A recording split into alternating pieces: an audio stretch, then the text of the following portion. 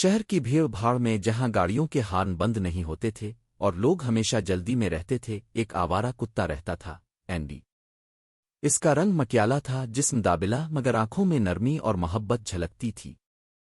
اس کا نہ کوئی گھر تھا نہ کوئی مالک، لیکن اس کے دل میں ایک غیر معمولی انسانیت تھی۔ ہر صبح اینڈی گلیوں میں بھٹکتا ہوا کچھ کھانے کی تلاش میں نکلتا۔ وہ دوسروں آوارہ کتوں کی طرح لڑاکا نہیں تھا، بلکہ جو کچھ بھی ملتا بانٹ لیتا۔ ایک چھوٹی سی معصوم کتا لولو اس کے ساتھ رہتی تھی، جسے اینڈی نے ایک رات کوڑے دان کے پاس کانپتے ہوئے پایا تھا۔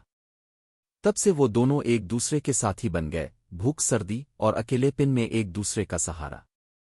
ایک دن دوپہر کے وقت اینڈی اور لولو ایک مصروف سڑک کے کنارے بیٹھے تھے کہ اچانک ایک چھوٹا لڑکا سام اپنی سرخ گیند کے پیچھے سڑک پر بھاگ نکلا۔ ایک تیز رفتار گاڑی موڑ کاٹ رہی تھی، لمحے بھر میں خطرہ منڈلا گیا۔ اینڈی نے بغیر سوچے دوڑ لگا دی۔ اس نے زور سے بھونکا اور سام کو دھکا دے کر سڑک کے کنارے گرا دیا۔ گاڑی چیختی ہوئی رکی، بال بال بچاؤ ہوا۔ سام کے والدین بھاگتے ہوئے آئے، حیران اور شکر گزار۔ اینڈی زخمی تھا مگر زندہ۔ وہ اسے فوراً ویٹرنری ڈاکٹر کے پاس لے گئے۔ اس رات اینڈی پہلی بار ٹھنڈی سڑک پر نہیں سویا، بلکہ نرم کمبل پر سام کے بستر کے پاس ایک محفوظ گھر میں۔ اگلے دنوں میں اینڈی ان کا گھر کا حصہ بن گیا۔ اب وہ سام کے ساتھ اسکول جاتا، گیٹ کے باہر انتظار کرتا، شام کو کھیلتا۔ سام کہتا، اینڈی میرا دوست نہیں، میرا فرشتہ ہے۔ اور حقیقت میں اینڈی اس کی حفاظت ایسے کرتا جیسے اس کا سایہ ہو۔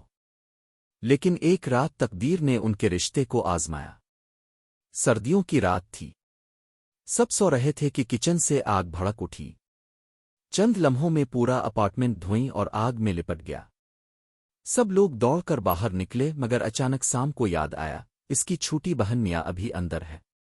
وہ چیخنے لگا، لیکن اس سے پہلے کہ کوئی کچھ کر پاتا، اینڈی آگ میں کود گیا۔ دھواں، شور اور آگ کے بیچ وہ چھوٹی بچی کو تلاش کرنے لگا۔ آخرکار اس نے میاں کو میز کے نیچے روتے پایا۔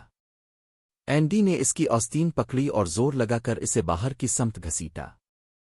دروازہ قریب تھا مگر اس کا سانس اکھڑنے لگا۔ اسی لمحے فائر بریگیڈ پہنچ گئی، انہوں نے دونوں کو باہر نکالا۔ اینڈی جل گیا تھا مگر زندہ تھا۔ کئی دن بعد اینڈی نے آنکھیں کھولیں۔ وہ ویٹرنری کلینک میں تھا، اس کے جسم پر پٹیاں تھیں۔ سام اس کے پاس بیٹھا تھا، آنکھوں میں آنسو اور چہرے پر محبت۔ تم نے میری بہن کو بچا لیا اینڈی۔ تم ہمارے ہیرو ہو۔ اینڈی کچھ بول نہیں سکتا تھا، مگر اس کی دم ہل رہی تھی، وہ سمجھ گیا۔ مہینوں بعد اینڈی کی چوٹیں ٹھیک ہو گئیں۔ اس کا جسم نشانوں سے بھرا تھا مگر اس کی روح پہلے سے زیادہ خوبصورت۔ اخباروں نے اسے بہادر دل والا کتا کہا۔ لوگ اسے دیکھنے آتے، لیکن اینڈی کو صرف ایک چیز پسند تھی، سام کے پاس لیٹنا۔ ایک شام جب سورج ڈوب رہا تھا اور ہوا نرم تھی، سام اور اینڈی اپنے گھر کے باہر بیٹھے تھے۔